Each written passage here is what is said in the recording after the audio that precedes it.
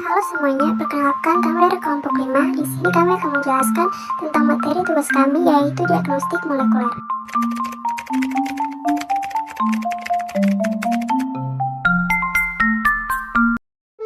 Penelitian diagnosis molekuler adalah suatu cabang dari diagnostik in vitro yang dapat digunakan untuk mengidentifikasi penanda DNA dan produk turunannya pada manusia atau organisme lainnya.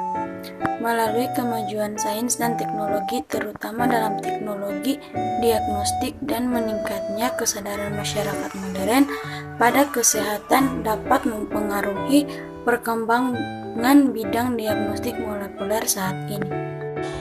Beberapa kelebihan diagnostik molekuler diantaranya adalah kecepatan dan hasil yang sangat spesifik, dapat mendeteksi sampai tingkat molekul DNA, mendeteksi berbagai patogen yang tidak dapat dikultur. Tersedianya database membuat diagnostik menjadi jauh lebih baik dan dilakukan dengan metode yang tidak invasif, sehingga dapat memberikan kenyamanan pada pasien yang bersangkutan. Diagnostik molekuler dapat digunakan untuk berbagai macam jenis diagnostik, diantaranya 1. Penyakit infeksi yang disebabkan oleh berbagai jenis patogen seperti bakteri, virus, jamur, dan parasit. 2. Penyakit non-infeksi seperti kanker, penyakit degeneratif, penyakit kongenital, dan kelainan genetis. Yang ketiga, non-penyakit seperti tes DNA untuk keperluan identifikasi manusia. Yang keempat, materi genetik lain seperti biomarker yang mempunyai hubungan dengan kesehatan. Tes DNA adalah prosedur yang digunakan untuk mengetahui informasi genetika seseorang. Dengan tes DNA, seseorang bisa mengetahui garis keturunan dan juga risiko penyakit tertentu. DNA akan membentuk materi genetika yang terdapat di dalam tubuh tiap orang yang diwarisi oleh kedua orang tua. DNA merupakan asam nukleat yang menyimpan semua informasi tentang genetika. DNA inilah yang menentukan jenis rambut, warna kulit, dan sifat-sifat khusus dari manusia. Metode yang digunakan dalam tes DNA adalah tes dengan mengidentifikasi fragmen-fragmen dari DNA itu sendiri. Atau secara sederhananya, tes DNA adalah metode mengidentifikasikan, menghimpun, dan mengimplementasi file-file khas karakter tubuh. Selanjutnya, teknik pemeriksaan. Teknik pemeriksaan yaitu chain reaction atau PCR. PCR dapat mengamplifikasi atau memperbanyak potongan DNA secara in vitro pada daerah spesifik yang dibatasi oleh dua buah primer oligonukleotida. Primer yang digunakan sebagai pembatas daerah yang memperbanyak adalah DNA untai tunggal yang urutannya komplement dengan DNA tempatnya. Kemudian, PCR memungkinkan adanya perbanyakan DNA antara dua primer hanya di dalam tabung reaksi tanpa perlu memasukkannya ke dalam sel. Pada proses PCR dibutuhkan DNA untai ganda yang berfungsi sebagai cetakan atau templat yang mengandung DNA target yang akan diamplifikasi untuk pembentukan molekul DNA baru. Enzim DNA polimerase, deoksinukleosida, trifosfat, dan sepasang primer oligonukleotida. Prinsip dasar suatu PCR. Pasangan primer menghibridisasi sekuens komplement target pada rantai DNA yang sebelumnya telah terdenaturasi. Sintesis DNA kemudian berlangsung dengan bantuan enzim polimerase di sepanjang daerah di antara primer.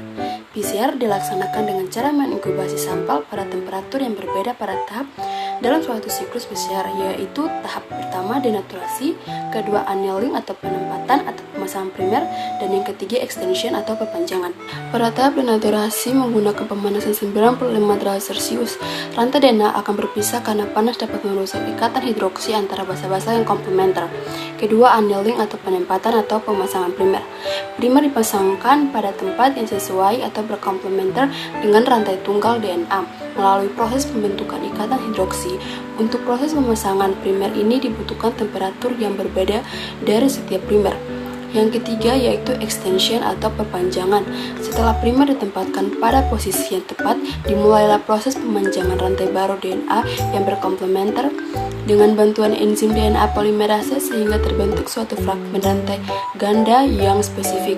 Enzim yang stabil pada temperatur tinggi ini akan membantu proses penempaan nukleotida yang dibutuhkan sampai terbentuknya suatu rantai ganda DNA. Temperatur optimal yang dibutuhkan untuk proses ini adalah 72 derajat Celcius. Prinsip kerja polymerase chain reaction adalah metode untuk amplifikasi primer oligonukleotida diarahkan secara enzimatik urutan DNA spesifik.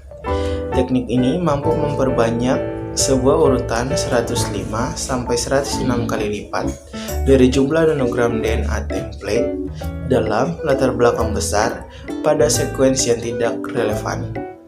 Sebuah prasyarat untuk memperbanyak urutan menggunakan PCR adalah memiliki pengetahuan urutan segmen untuk mengapit DNA yang akan diamplifikasi sehingga oligonukleotida tertentu dapat diperoleh. PCR dapat digunakan yang pertama, amplifikasi urutan nukleotida. Yang kedua, menentukan kondisi urutan nukleotida sesuai dengan DNA yang mengalami mutasi. Yang ketiga, bidang kedokteran forensik. Yang keempat, melacak asal-usul seseorang dengan membandingkan fingerprint. Waktu yang dibutuhkan 1-2 hari. PCR 3-6 jam atau semalam. PCR lainnya. 1. Enzim DNA polymerase. Dalam sejarahnya, PCR dilakukan dengan menggunakan kleno fragmen DNA polimer selama reaksi polimerisasinya. Enzim ini ternyata tidak aktif secara termal selama proses sehingga peneliti denaturasi harus menambahkan enzim di setiap siklusnya. Selain itu, enzim ini hanya bisa dipakai untuk perpanjangan 200 BP dan hasilnya menjadi kurang spesifik. Yang kedua, primer. Primer merupakan oligonukleotida pendek rantai tunggal yang mempunyai urutan komplemen dengan DNA tempat yang akan diperbanyak. Panjang primer berkisar antara 20-30 basa. Untuk merancang urutan primer, perlu diketahui urutan nukleotida dan pada awal dan akhir DNA target. Primer oligonukleotida disintesis menggunakan suatu alat yang disebut DNA synthesizer. 3. Reagen lainnya selain enzim dan primer.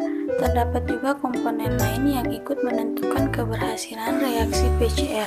Komponen tersebut adalah DNTP untuk reaksi polimerisasi dan buffer yang mengandung MgCl2. Konsentrasi ion Mg2+ dalam campuran reaksi merupakan hal yang sangat kritis. Konsentrasi ion Mg2+ ini sangat mempengaruhi proses primer annealing, denaturasi, spesifisitas produk, aktivitas enzim, dan fidelitas reaksi. Tahapan PCR. Yang pertama, denatural selama proses denaturasi. DNA untal ganda akan membuka menjadi 2 untai tunggal.